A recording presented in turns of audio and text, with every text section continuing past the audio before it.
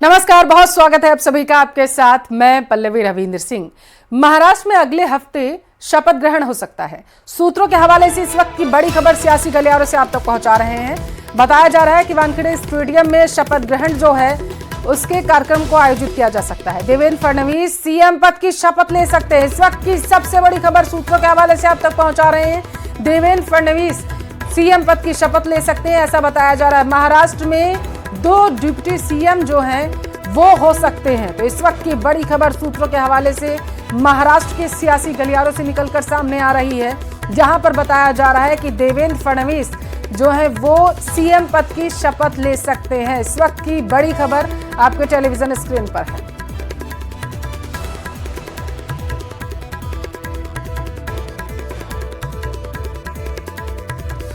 प्रदेश में 7 सीटों पर हुए उपचुनाव के परिणाम इस बार अप्रत्याशित रहे हैं। खींवसर से ऐसी ही कुछ तस्वीरें आई, रिपोर्ट देखिए।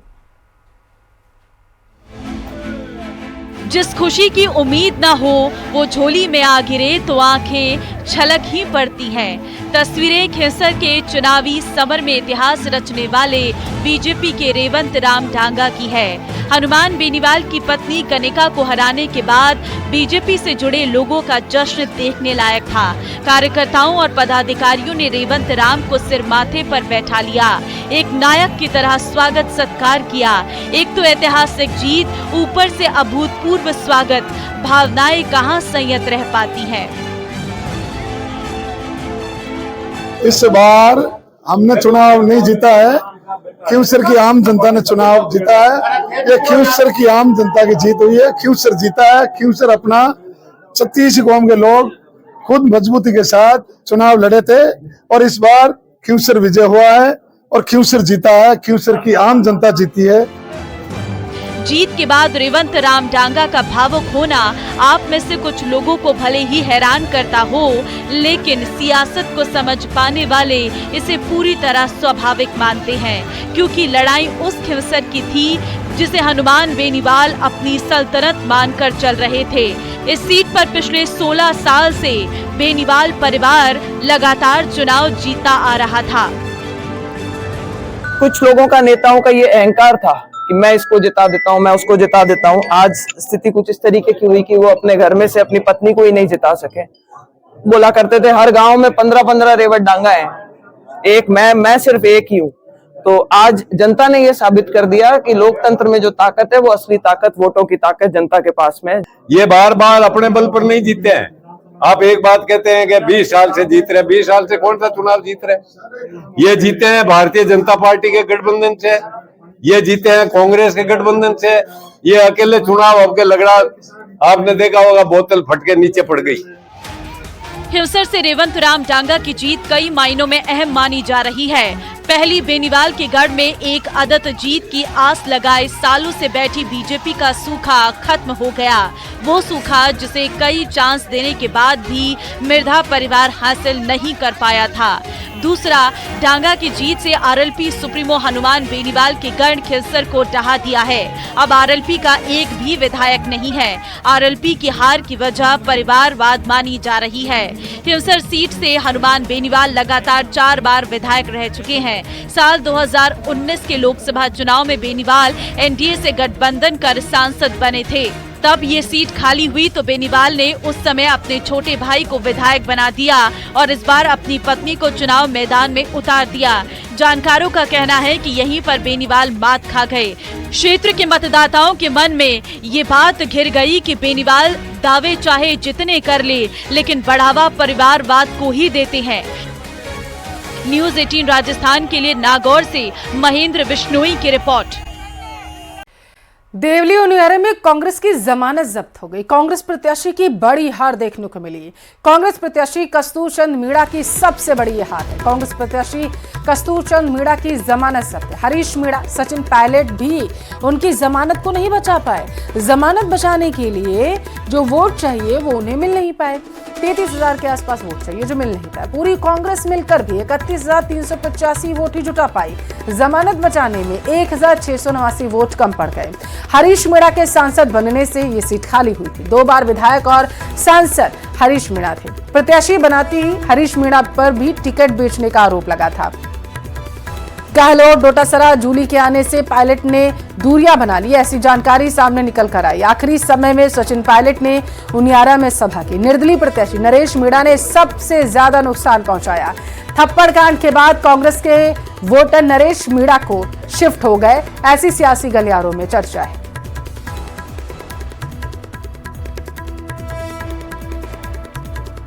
ज्यादा जानकारी लेंगे, संवाददाता हमारे साथ दौलत टेलीफोन लाइन पर जुड़े हुए हैं। दौलत, कांग्रेस से बागी होकर के निर्दलीय जो है नरेश मीणा चुनावी रण में उतरे थे। आरोप ये लगाया गया कि नरेश मीणा के साथ जो थप्पड़ कांड हुआ उसको लेकर के अब जो है जो कोर वोट बैंक का था कांग्रेस का, वो शिफ्ट हो गया।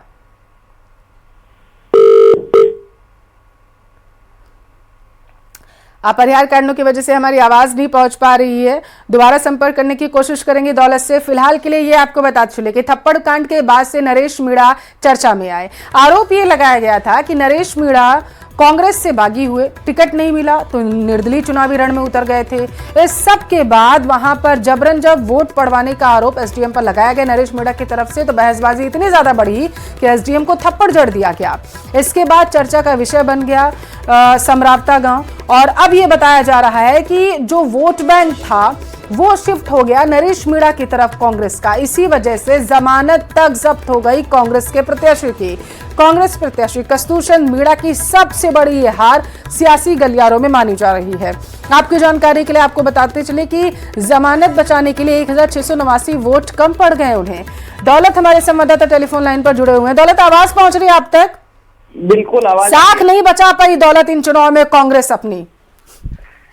कांग्रेस साख नहीं बचा पाई, जमानत नहीं बचा पाई। हरीश मीणा और पायलट जैसे बड़े नेता भी कांग्रेस की जो सबसे बुरी हार हुई है वो जमानत नहीं बचा पाए। दरअसल प्रत्याशी घोषित होने के साथ ही निर्दलीय प्रत्याशी जो नरेश मीणा ये बागी होकर के चुनाव लड़ने का ऐलान कर चुके थे। ऐसे में लगातार हरीश मीणा पर वो आरोप लगाते रहे टिकट बेचने का। ऐसे में जो माहौल बना वो कहीं ना कहीं हरीश मीणा के खिलाफ रहा, और कोर वोटर जो कांग्रेस के थे वो खिसक करके नरेश मीणा के साथ शिफ्ट हो गए। और थप्पड़ कांड के बाद में चुनाव परिणाम में देखा गया कि थप्पड़ कांड के बाद में वाकई में नरेश मीणा के साथ कांग्रेस के वोटर रहे।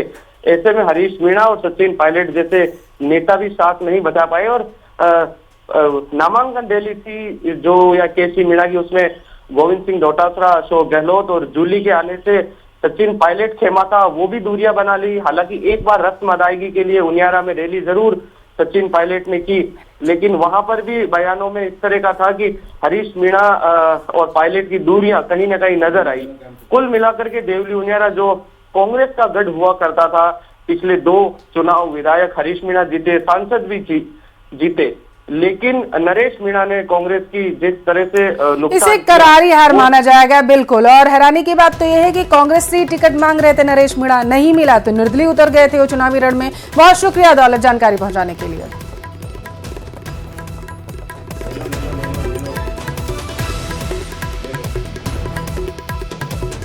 बहरोड से बड़ी खबर है वो अब तक पहुंचाएंगे। सड़क किनारे बताया जा रहा है लकड़ियों में आग लग गई है, रखी हुई थी लकड़ियां सड़क के किनारे और उनमें आग लग गई। लकड़ियों के पास खड़ी बाइक भी जलकर पूरी तरीके से खाक हो गई। सूचना के बाद मौके पर फायर ब्रिगेड की टीम पहुंची। कड़ी मशक्कत के बाद आग पर काबू पाया गया है। तो बड़ी खबर आपके टेलीविजन स्क्रीन पर बताया जा रहा है कि सड़क के किनारे कुछ लकड़ियां रखी हुई थी, अज्ञात कारणों की वजह से उनमें आग लग गई, और आग इतनी ज्यादा भयानक लगी थी उन लकड़ियों में कि जो पास में बाइक खड़ी थी वो भी जलकर खाक हो गई। 2 तस्वीरें आपको दिखा रहे हैं, एक तब की है जब लकड़ियों में आग लगी हुई थी।